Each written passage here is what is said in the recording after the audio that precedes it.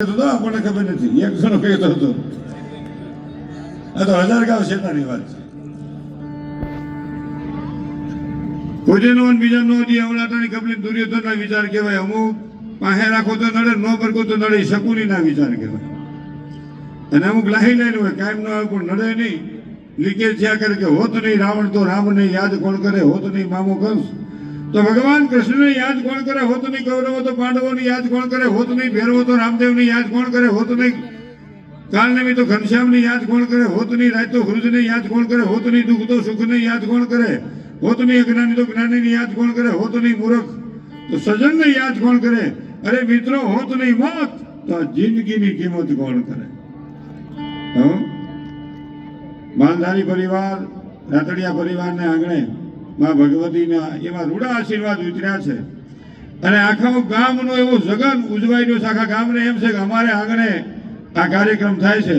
એટલે આ ધરતીને એકવાર જોરદાર તાળીઓના ગગડાટથી વધાવી લ્યો. આ માં ભગવતી અહીંયા બેઠી છે, એ આ ધરતીને વંદન છે. ધરતી તો અહીંથી દરિયા સુધી છે, પણ કુરુક્ષેત્રના રણ મેદાનમાં અર્જુન ભગવાન રથ આગળતા અર્જુન ભગવાન કે અર્જુન એવી ધરતી આવે કે જ્યાં દયા ન આવે, કે પણ એવી ધરતી કે ભાઈ ભાઈ બાંધે, બાપ દીકરો બાંધી પડે એવી ધરતી હોય કે હોય નહીં. તો કે બે બાંધવા હાટું ભાડે રાખ્યું કુરુક્ષેત્રનું રણ મેદાન, ગ્રાઉન્ડ ભાડે રાખ્યું બાંધવા. અને ત્યાં જ્યાં ધરતીમાં ગયા હતા ભગવાનને અર્જુન બન્યો કેવા હાકો રાત હાકો નહીં નામ હાકો નહીં. અર્જુનને ભગવાન કે નથી હાકવો, મણ્યા બોલવા. અર્જુન વધારે મને ખીજાવા, હું કહું હાંકવો પડે. ત્યારે ભગવાને ઈ જે પડસાયો હતો એ ધરતીનો એ ખેંચી લીધો અને અર્જુન ભગવાનના પગમાં પડી ગયો, પ્રભુ મને માફ કરો, મારાથી તમને બોલાઈ ગયું. કે તારો વાંક નથી, આ ધરતીનો વાંક છે, આ ધરતીનો વાંક છે. ભાઈ કીધું ને પાણી, એ પાણીની તાકાત છે. એટલે કે જો અમે ભાઈ હાલી આવે છે ભાત લઈને કે હા કે એ હામી વાડી છે ત્યાં કો હાલે છે ને કે હા એનો છોકરો પાણી વાળે છે, એને હું બીજા રૂપમાં સરપંચ થઈને કવડું. અને કે એકનો એક દીકરો કવડો તો એના મા બાપની હાલત બોલે કે પણ તું જોતો ખરો, પેલો પાણીનો કૂવો હાંકતો તો કૂવામાંથી, ઓલા ભગવાન બીજા રૂપમાં એ નાગ થઈને છોકરાને કહ્યા, છોકરો મરી ગયો અને ભગવાન અને અર્જુન બે આમ સાદા રૂપમાં આવી અને કહે છે કોહવાળાને ભાઈ આ વાડી તારી છે, તો પેલો કે હું તમારી છે કે એમ નહીં, પણ આ પાણી વાળી કોણ છે કે મારો છોકરો છે. કે એને એરું આપડ્યો અને પાણી તૂટી ગયું, 2-3 કેરા પલ્લી ગયા બીજા તાવડા કો હાકતો હાકતો કે કઈ નહીં ન મળ્યું. તો આ પાણી ખોટું ન જાત. અર્જુન ક્યાં શું વાત છે કે હજી નિરાશ રાખ, હજી તો આમ જો હાલ હવે ગામમાં જાય તો ભાત લઈને ભાઈ હામી મળે કે જો એની ઘરવાળી છે એને પૂછીએ આપણે વાત કરી કે પણ એને કેવું તો તેનું હૈયું ફાટી જાય કે પણ તું જોતો ખરો આ ધરતીની તાકાત જો. આપણી આ સૌરાષ્ટ્રની ધરતી છે કે અહીં હરિહરનો હાથ થાય, અહીં ટુકડો મળે. એટલે કે બેન આ વાડી કોને કહી, વાડી અમારી છે. કે ત્યાં કોહા કહી કે મારો હારો છે, કે પાણી વાળી મારો ધણી છે. કે તારા ધણીને એરું આપડ્યો અમારે કહેવાય નહીં પણ તને કહી દઈ. અરે રે એરું આપડ્યો કે હા મરી ગયો કે હા કે તું જે ઉભો રહ્યો પેલા હું જમી લઉં અને સૂટલો દાટી દઉં અહીંયા. કે કેમ કે પાછી નીકળે તે લેતી જાય. અર્જુન કે શું વાત છે, આ તો આ ધરતી કેવી કે હજી હાલ ઘીરે જઈ. ઘીરે ગયા હતા, એની માં ખીચડો ખાંડતી હતી, એની બેન રોટલા કરતી હતી. એની બેન ખીચડો ખાંડતી હતી, ઓલી બાઈ દવણું કરતી હતી. એની માં ત્યાં જઈને ગોતતા કીધું કે ભાઈ ઓલી વાડીએ એક છોકરાને એરું કહ્યું છે અને ગુજરી ગયો છે.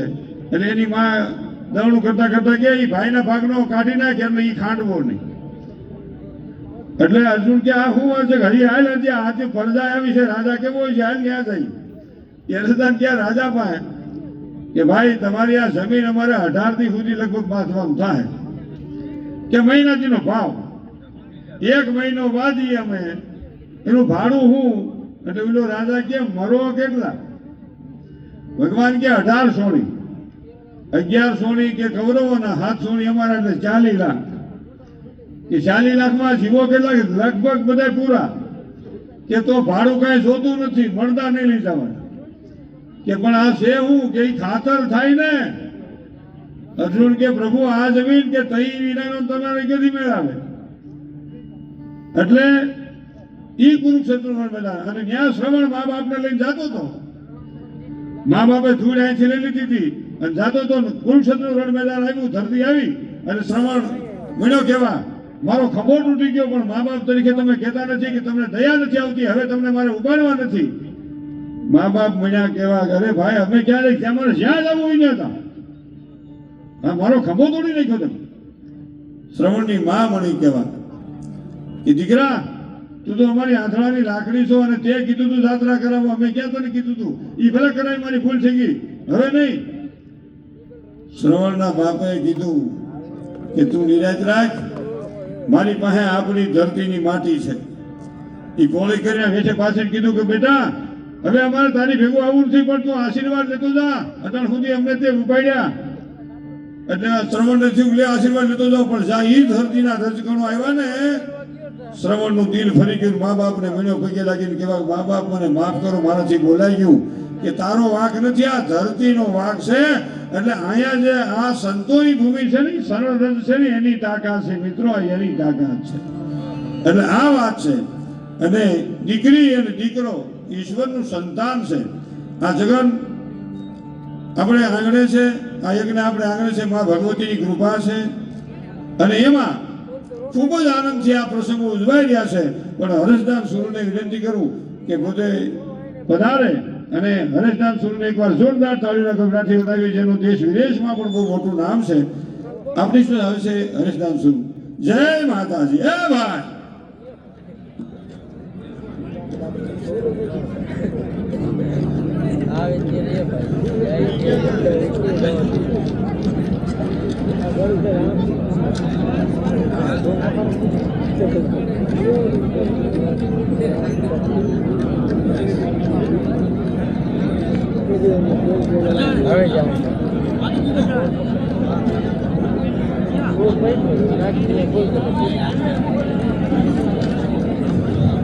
હેલો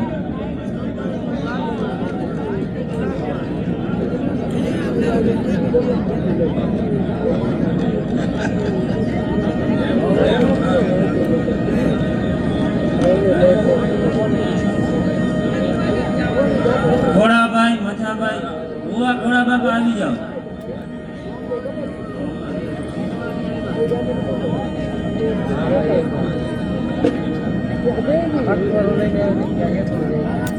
ઘોડાભાઈ મથાભાઈ રાતડિયા, દેવસીભાઈ રેવાભાઈ રાતડિયા, નાથાભાઈ વિહાભાઈ રાતડિયા, બાબુભાઈ બાવાભાઈ રાતડિયા, આલાભાઈ વિહાભાઈ રાતડિયા, મછાભાઈ વિરમભાઈ રાતડિયા, ટપુભાઈ લધુભાઈ રાતડિયા. આ બધા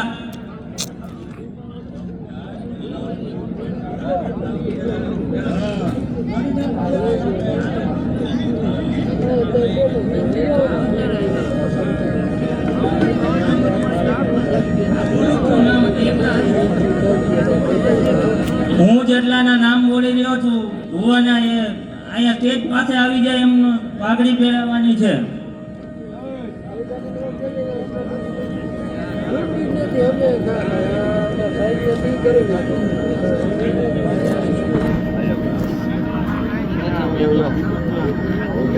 હાલો ખોડા બાપા ભુવા આવી જાઓ.